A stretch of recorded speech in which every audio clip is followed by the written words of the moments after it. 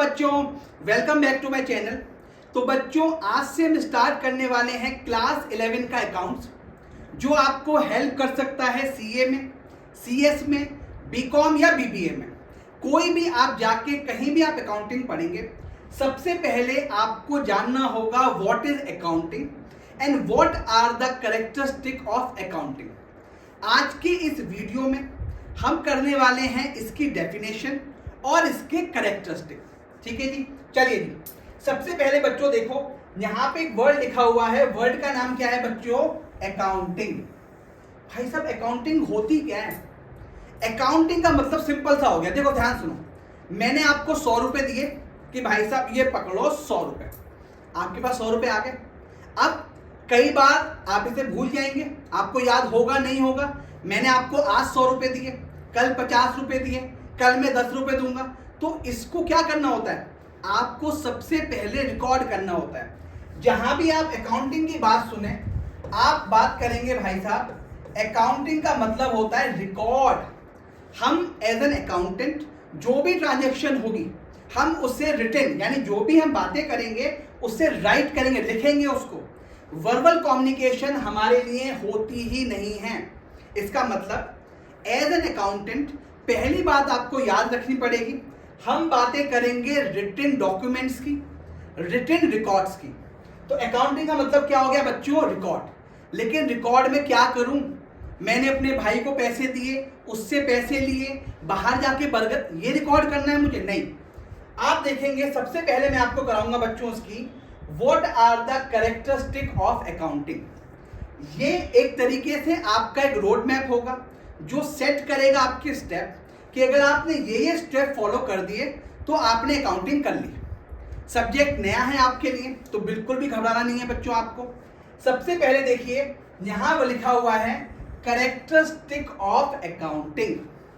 हम ये भी जो अकाउंटिंग करते हैं, ये हम कर रहे हैं किसी बिजनेस के कॉन्टेक्स्ट में। ये नहीं कि मैं अपनी अकाउंटिंग कर रहा हूं, नहीं, हम किसी बिजनेस की अकाउंटिंग करते हैं। कोई भी बिजनेस अगर चलता है, उसमें दो तरीके के ट्रांजैक्शन होते हैं। First financial transaction, second non financial transaction. अब भाई फाइनेंशियल ट्रांजैक्शन क्या होते हैं सर? सिंपल सा, फाइनेंस का मतलब क्या होता है भैया? पैसा।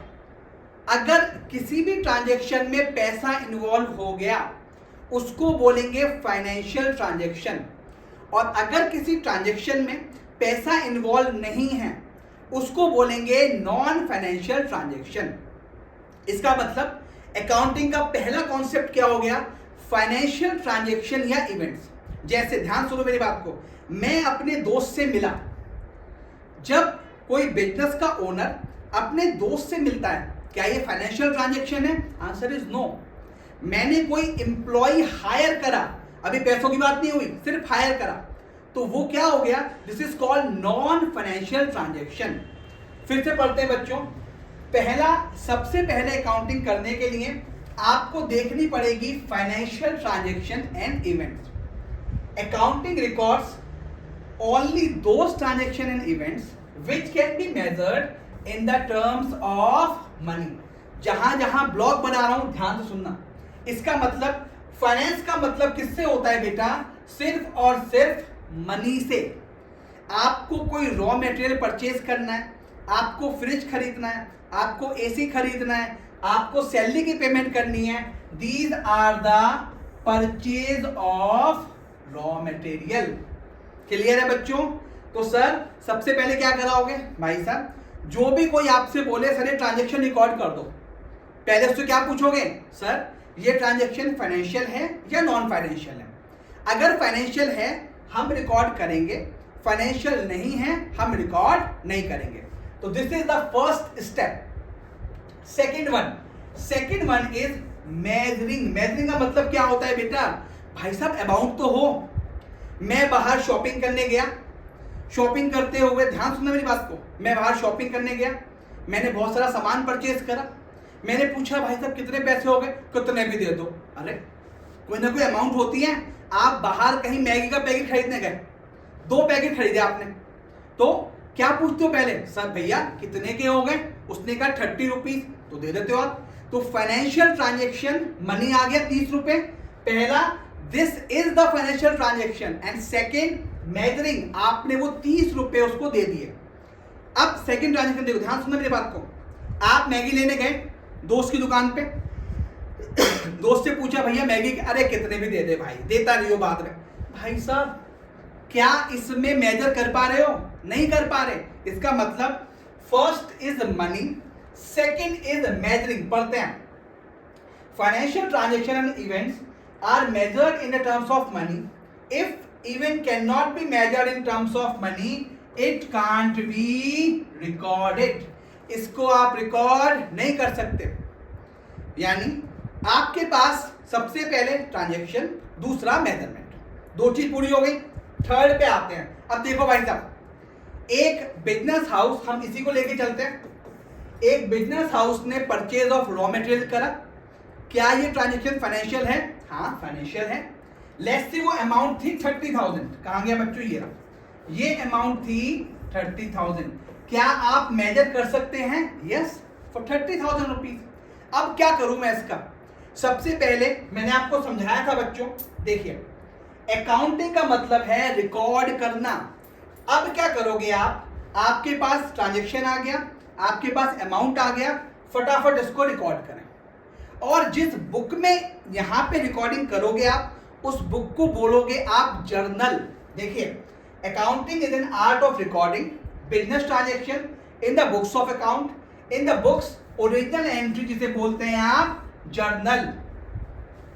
आगे आगे आप चैप्टर्स पढ़ेंगे जर्नल एंट्रीज, उसमें हम आगे बात करेंगे आपसे। तो रिकॉर्ड हो गया, first financial transaction, second measurement, third recording. अब करेंगे क्या? अगला काम होगा बच्चों क्लासीफाइंग। क्लासीफाइंग क्या होता है? सेम ट्रांजैक्शन जो है, जैसे मैंने परचेज करा यहां फ्रिज, तो जितने फ्रिज परचेज करे हैं वो एक साथ, जितने मशीन्स परचेज करे हैं वो एक साथ, जितने सैलरी दिए हैं वो एक साथ, रेंट दिया है, यानी जो सेम ग्रुप है उसको मैं अलग अलग क्लासीफाई करूंगा।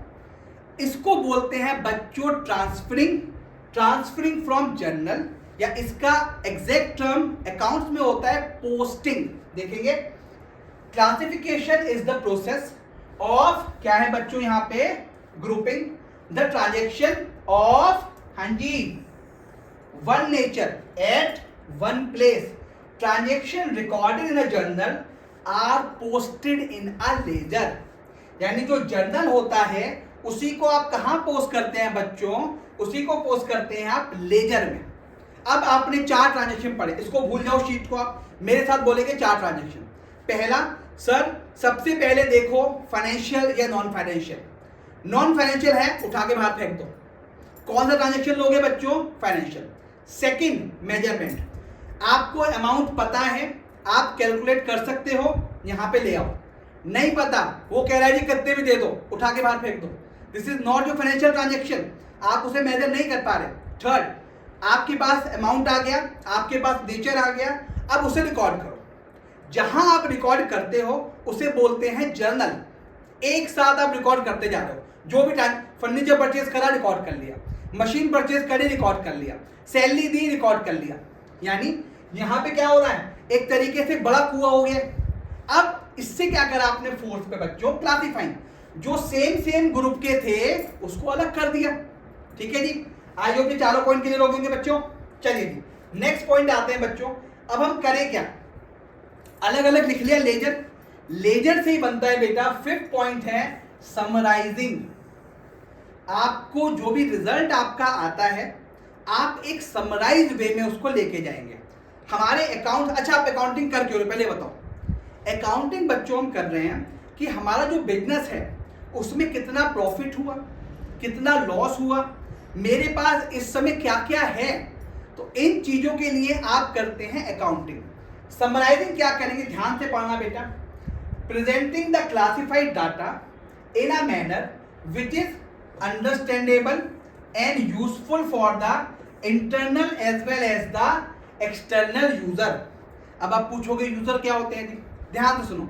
एक बिजनेस में जो ओनर होता है, जो उसके एम्प्लॉइज होते हैं, वो क्या है? इंटरनल, बिजनेस के अंदर, एक ऑर्गेनाइजेशन के अंदर काम करते हैं। वहीं जब आप बात करते हैं एक्सटर्नल की, वो कौन होता है बच्चों? आपकी गवर्नमेंट हो गया और कोई अथॉरिटीज हो गए। तो यानी आप समराइज करेंगे सारे के सारे क्लासिफाइड डाटा को जो अंडरस्टैंडेबल हो, यूजफुल हो आपके यूजर के लिए। हम जो काम कर रहे हैं बच्चों, वो हम काम कर रहे हैं सिर्फ यूजर के लिए। चलिए जी, अब आपको क्या करेंगे, सबसे पहले आप बनाएंगे ट्रायल बैलेंस। अब सर ये ट्रायल बैलेंस क्या होता है बेटा? ये सारे चैप्टर हैं आपके।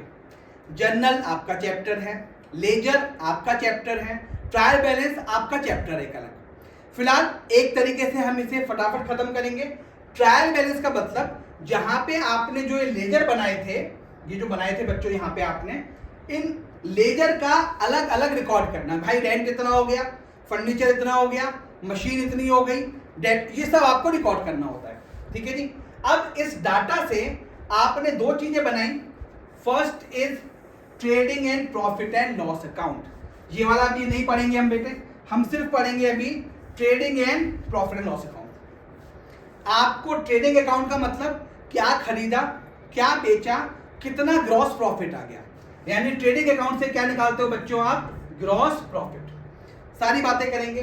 और प्रॉफिट लॉस से क्या निकालते हैं बेटे आप? Net profit. डन। इसके अलावा आप बनाएंगे बैलेंस शीट। क्या लिखा हुआ है वर्ड? बैलेंस।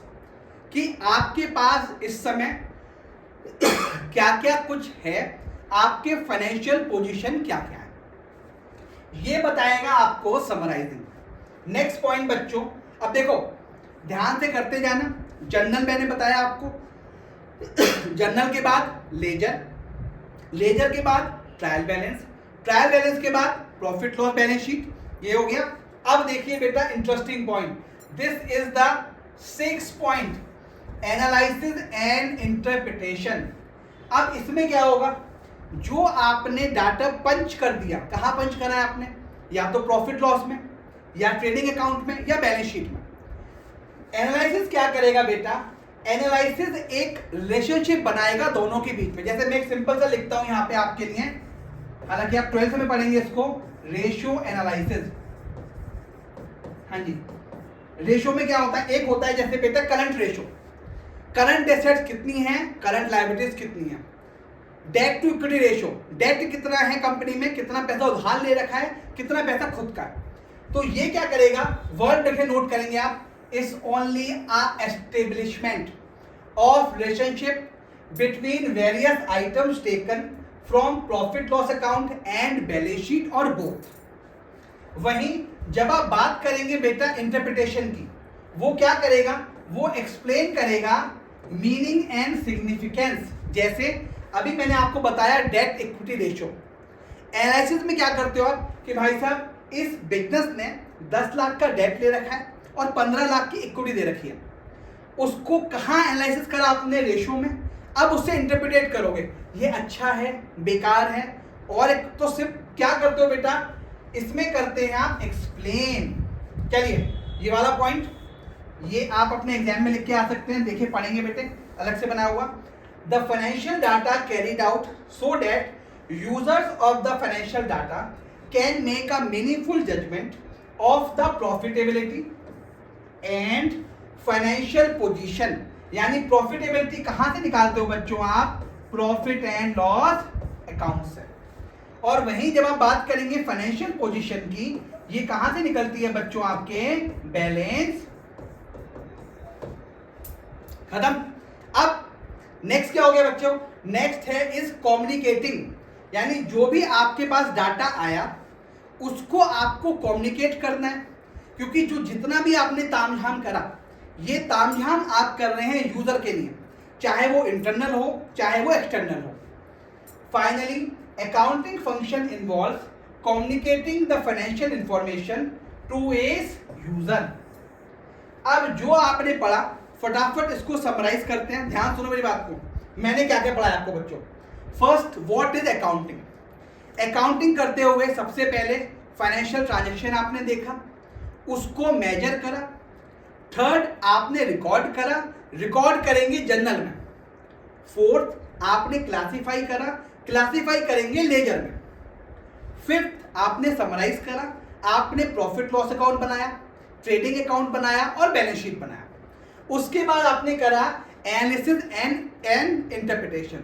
एनालिसिस में क्या करा बेटा, आपने एक रिलेशनशिप एस्टेब्लिश करा, वहीं इंटरप्रिटेशन में उसके मीनिंग और सिग्निफिकेंस को एक्सप्लेन करा, जिससे आप अपनी प्रॉफिटेबिलिटी और फाइनेंशियल पोजीशन दिखा सके या इंटरप्रिटेट कर सके। And seventh one is communicating. जो भी रिजल्ट आए आपने अपने यूजर्स को दिए, वो यूजर इंटरनल भी हो सकते हैं और एक्सटर्नल भी।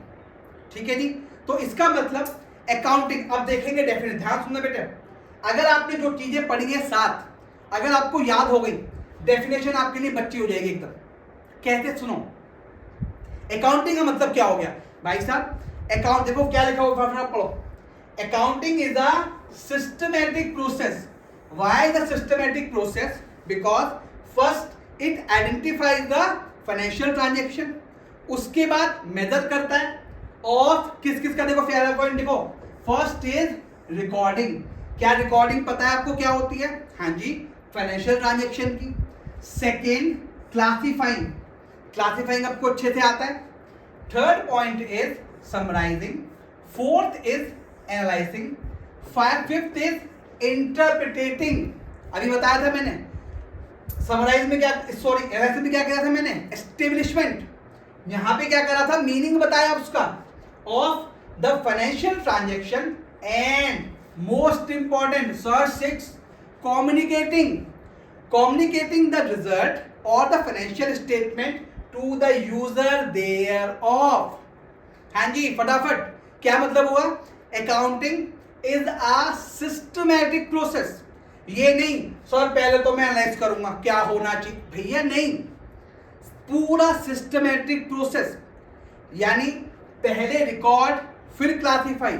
ऐसे मत करना सर हम पहले समराइज करेंगे फिर एनालाइज करेंगे फिर रिकॉर्ड कर लेंगे, अच्छा लगा तो। अच्छा बुरा नहीं भाई साहब, हम क्या, हमको साइंस नहीं पढ़ रहे, हमने कुछ करा और अच्छा ना ना ना, हम कर रहे हैं सिस्टमैटिक प्रोसेस।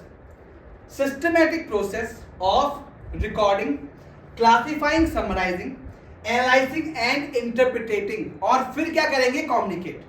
अगला देखेंगे, यूजर कौन कौन से हो सकते हैं बच्चों? ओनर, ओनर मतलब घर का ही आदमी, अपना मालिक, तो कहाँ का है वो? इंटरनल। क्रेडिटर्स, क्रेडिटर्स कौन होते हैं बेटे? बिजनेस के बाहर के। बैंक, फाइनेंशियल इंस्टीट्यूशन, एम्प्लॉइज कौन होते हैं बेटे? ये घर के आदमी है ना, काम करते हैं। एंड गवर्नमेंट, बाहर के, यानी हम यूजर्स के लिए काम करेंगे। इसको मैंने एक वर्ड दिया था अगर आपको याद हो, first is internal and other is external, है ना प्यारे बच्चों। इंटरनल कौन कौन से हो गए? ओनर्स और एम्प्लॉय। बाकी creditor, debtor, bank, financial institution, government, all are the external. अब क्या करता है बेटा अकाउंटिंग? It gives information. अब देखो देखो सुनो, ध्यान सुनो, अकाउंटिंग आपको बताएगी, इंफॉर्मेशन देगी। पहला देखो इंफॉर्मेशन, रिसोर्सेज अवेलेबल, आपके पास कितने पैसे हैं, बैंक में कितना पैसा है, एफडी में कितना पैसा है, आपके घर वालों के पास कितना पैसा है जो बिजनेस से लेके गए हैं लोन, सब कुछ कौन बताएगा? अकाउंटिंग। फर्स्ट बताता है आपको resources available. Second, how the available resources were employed या आर एम्प्लॉयड, कैसे आप अपने रिसोर्सेज को यूज करते हैं, है ना। अब जैसे ऐसे मान के चलो बेटा, हम बार बार पढ़ते हैं क्रिकेट में, युवराज सिंह के पास बहुत सारा टैलेंट था लेकिन वो उसका यूज नहीं कर पाया। मींस रिसोर्सेज तो अवेलेबल थे बट उनको ऐसे यूटिलाइज नहीं कर पाया जैसे उसे करना चाहिए था। अगर आप कंपेयर करें आज के एरा में सचिन तेंदुलकर, महेंद्र सिंह धोनी और युवराज सिंह को, तो आप युवराज सिंह को 3 पे ही रखेंगे। क्यों? क्योंकि जितने अवेलेबल रिसोर्सेज थे उसको यूज ही नहीं कर पाया। तो first is resources available, second आपने उन्हें कैसे एम्प्लॉयड करा, एंड थर्ड रिजल्ट अचीव्ड। जब आपने रिसोर्स, आपके पास 100 रुपए थे, आपने उस 100 रुपए को कैसे यूटिलाइज करा, और जब आपने यूटिलाइज करा, हम अकाउंटिंग किसके लिए कर रहे हैं? For the result. Result means result achieve by there use. इसका मतलब अगर इस पूरी क्लास को मैं रैप अप करूं, इतना टाइम लिया हमने सिर्फ और सिर्फ ये जानने के लिए कि अकाउंटिंग का मतलब क्या होता है। सिंपल सी बात, अकाउंटिंग भैया सिस्टमेटिक प्रोसेस, जो 5-6 आपके लिए कितने हो गए बेटा, 6 टर्म्स, इसको सीक्वेंस में फॉलो करेगा, रिसोर्सेज बताएगा, कैसे यूज करना है वो बताएगा और रिजल्ट्स बताएगा। जब हम बात करेंगे प्यारे बच्चों इसके कैरेक्टरिस्टिक की, तो 6 पॉइंट तो सेम टू सेम है, बट रिकॉर्डिंग तो मुझे भी लड़ गया बेटा। रिकॉर्डिंग से शुरू करोगे, ये देखो, अगर मैं बात करूं रिकॉर्डिंग की, अगर बात करूं क्लास, सब कुछ सेम है। 2 पॉइंट एक्स्ट्रा होते हैं, फर्स्ट फाइनेंशियल ट्रांजेक्शन और सेकंड क्या हो गया आपका मेजरिंग। तो ये था बच्चों आज की क्लास में आपका meaning and characteristic of accounting. Next classes में बच्चों हम इसके फंक्शंस और एडवांटेज की बात करेंगे। थैंक यू बच्चों।